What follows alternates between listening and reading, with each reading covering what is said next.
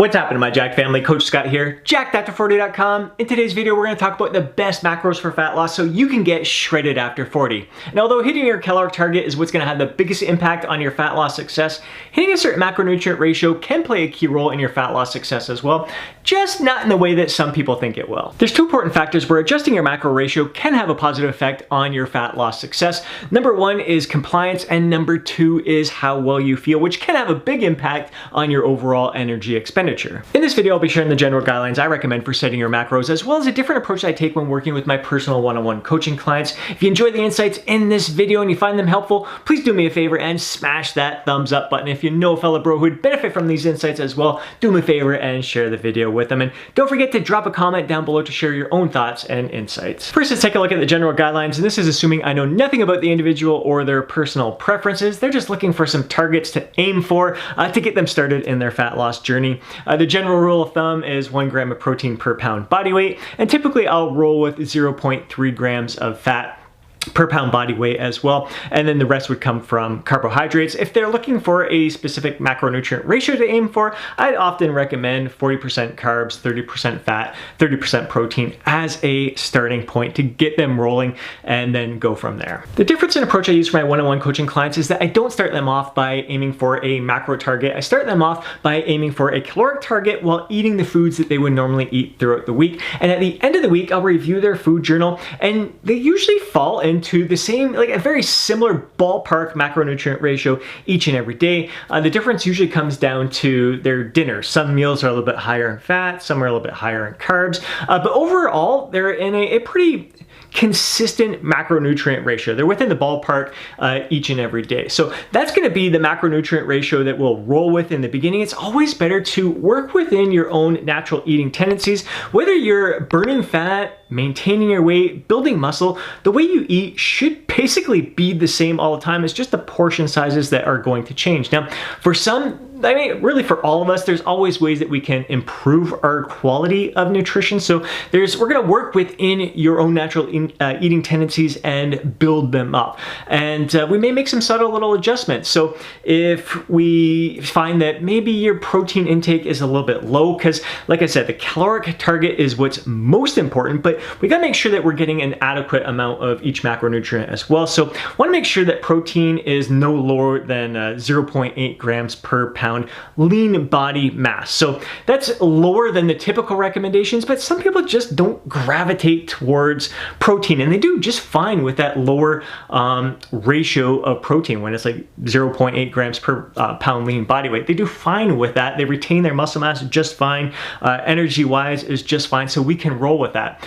Fat, I don't like it to really get below 20% of the overall diet, so I try to keep it above that. So if I see that they are dipping below 20% and they're having some issues, especially hormonally, then that would be something to address and adjust. But basically, we start with your own natural eating tendencies, your own natural macro ratio, and then make some subtle adjustments from there. But the key is a heightened sense of awareness to how you are feeling. The major benefit of this approach is compliance. It's so much easier to stick to your diet when you're working within your own natural eating tendencies compared to an approach where it's a complete diet overhaul that really interrupts your overall lifestyle. Your shopping experience is different, your meal prep experience is different. It throws a wrench in everything, and it really takes you a lot longer to adapt to. Whereas if you follow your own natural eating tendencies, stick with your own macronutrient ratio that you're used to following, it's really not that much of a disruption to your lifestyle. It's just preparing the meals that you normally eat, just making less of it for yourself. If you're losing 0.5 to 1% of your body weight each and every week, there's really no reason to adjust your macronutrient ratios away from what your natural eating tendencies are. But it does pay to have a heightened sense of awareness,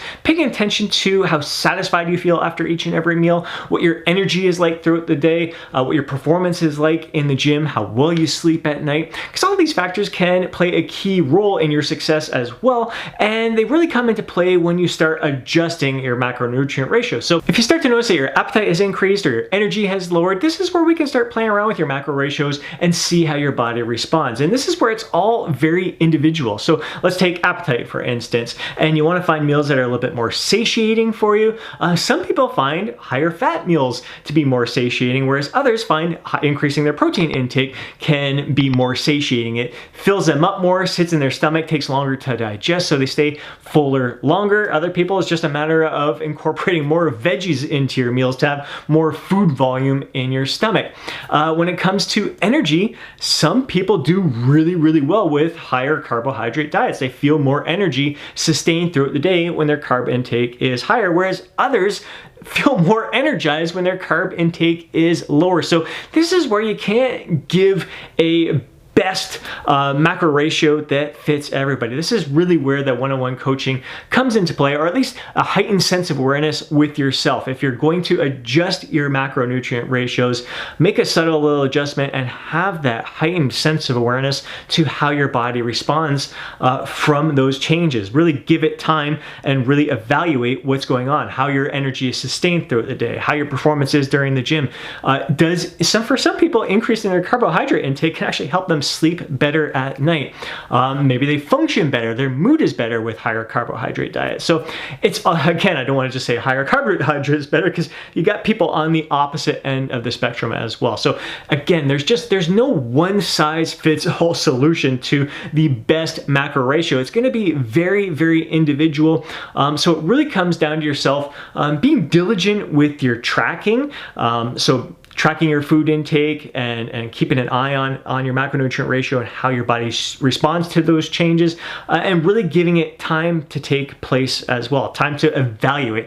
You can't just bump up your carbs one day and go, oh wow, I had more energy today, I'm gonna increase my carbs and keep them up there for good. You really got to give it some time to see how your body responds on a consistent basis. And a big reason why you got to give it time before evaluating the effectiveness of an adjustment in your macro ratio is that adjusting your macro ratio can cause a change in body weight, even if you keep your calories consistent each and every day. For example, if you bump up your carbs to see if it gives you more energy and improves your performance during your workouts, you may notice a bump up in scale weight, and that's because your body is going to hold on to more water when you bump up your carbs, and it's intramuscular kind of fluid there, so you may end up looking fuller, tighter, you may end up looking leaner even though your body weight has gone up. You may look better. Whereas if you drop your carbs, increase your protein a bit, you may notice that your scale weight goes down, and a lot of times you often hear this with the higher protein diets, that you lose water weight in the beginning. So it's kind of a false reading in the sense of how much body weight you lost there. It's not necessarily fat that you're losing.